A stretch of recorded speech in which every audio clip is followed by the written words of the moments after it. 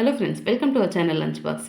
இன்றைக்கி நம்ம இட்லி தோசைக்கு ஒரு பக்காவான சைட் டிஷ், ரொம்பவே சிம்பிளாக சீக்கிரமாக பண்ணக்கூடிய வடை கறி ரெசிபி தான் பார்க்க போகிறோம். இந்த ரெசிபியை பார்க்குறதுக்கு முன்னாடி நம்ம சேனலுக்கு ஃபஸ்ட் டைம் வர்றவங்க சேனலை சப்ஸ்கிரைப் பண்ணிக்கோங்க.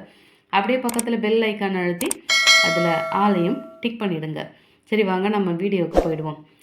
இந்த வடை கறி பண்ணுறதுக்கு ஒரு மசாலா அரைச்சி எடுத்துக்கலாம். ஒரு மிக்ஸி ஜாரில் 1 கப்பு துருவின தேங்காய் சேர்த்து, கூடவே ஒரு சின்ன துண்டு ஜாதிபத்திரி, ஒரு சின்ன துண்டு சுருள் பட்டை, 2 கிராம்பு, ஒரு ஏலக்காய், 1 ஸ்பூன் சோம்பு, 1 டேபிள் ஸ்பூன் குழம்பு மிளகாய்த்தூள், 1/2 ஸ்பூன் மஞ்சள் தூள், தண்ணி கொஞ்சமாக சேர்த்து நல்லா நைஸாக அரைச்சி எடுத்துக்கலாம்.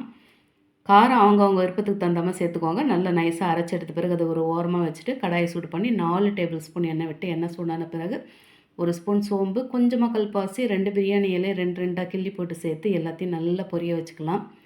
எல்லாம் நல்லா பொரிஞ்ச பிறகு 1 கப்பு வெங்காயம் நல்ல நீல வாக்கில் மெலிசாக கட் பண்ணி சேர்த்துட்டு, 1 டேபிள் ஸ்பூன் பூண்டு மெலிசாக கட் பண்ணி சேர்த்து, 5 பச்சை மிளகாய் நடுவில் கீரி போட்டு சேர்த்து, இப்போ எல்லாத்தையும் நல்லா சாஃப்டாக வதக்கி விட்டுருவோம்.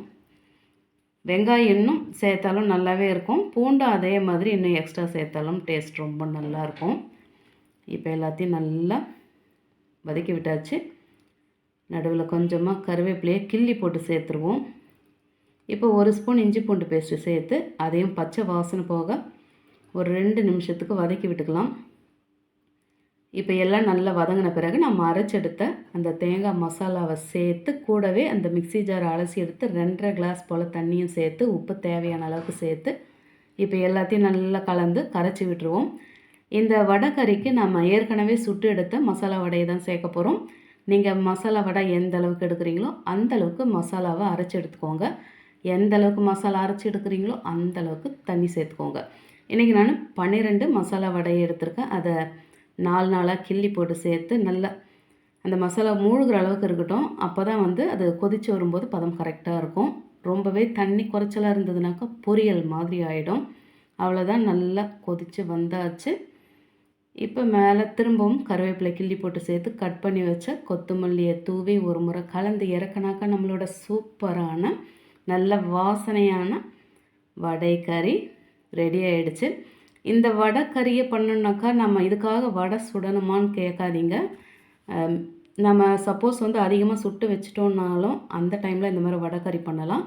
அப்படியும் இல்லைன்னா கடலைப்பருப்பு நார்மலாகவே ஊற வச்சு இதில் இந்த வெங்காயம் பச்சை மிளகாய் அதெல்லாம் சேர்ப்போம், அதெல்லாம் தேவையில்லை. ப்ளெயினாகவே கூட வெறும் அந்த கடலைப்பருப்பை வடையாக தட்டி எடுத்து எண்ணெயில் பொரித்து எடுத்து கூட இந்த மாதிரி வடை கறி பண்ணலாம். அப்படியும் இல்லாட்டி வேக வச்சும் பண்ணுவாங்க. இந்த மாவை அரைச்சி எடுத்து அதை இட்லி பாத்திரத்தில் வச்சு அவிச்சு உதிர்த்து வடை கறி பண்ணுவாங்க. ஆனால் அது கொஞ்சம் சலசலன்னு இருக்க மாதிரி இருக்கும். இந்த மாதிரி சுட்டு எடுத்த மசாலா வடையில் பண்ணுறது டேஸ்ட்டு ரொம்ப சூப்பராகவே இருக்கும். இட்லி தோசை நல்ல சுட சுட இட்லி கூட வச்சு சாப்பிட்டாக்கா எத்தனை இட்லி உள்ளே போச்சுன்னே தெரியாது. அதே மாதிரி நல்ல முறுமுறுன்னு தோசை எண்ணெய் சுற்றி ஊற்றி அது கூட இந்த வடைகறியை வச்சு சாப்பிட்டாலும் அட்டகாசமாக இருக்கும். இன்னும் நல்ல புசு புசுன்னு பூரி கூட வச்சு சாப்பிட்டாலும் சூப்பராக இருக்கும். நீங்களும் இந்த சிம்பிளான ரொம்பவே டேஸ்டான நல்ல மணமான வடை கறியை இதே மாதிரி செய்து சாப்பிட்டு எப்படி இருந்ததுன்னு மறக்காமல் கமெண்ட்டில் சொல்லுங்கள். ரெசிபி பிடிச்சிருந்தால் லைக் பண்ணி அப்படியே வீடியோ உங்கள் ஃபேமிலி அண்ட் ஃப்ரெண்ட்ஸுக்கு ஷேர் பண்ணிக்கோங்க. தேங்க்ஸ் ஃபார் வாட்சிங்.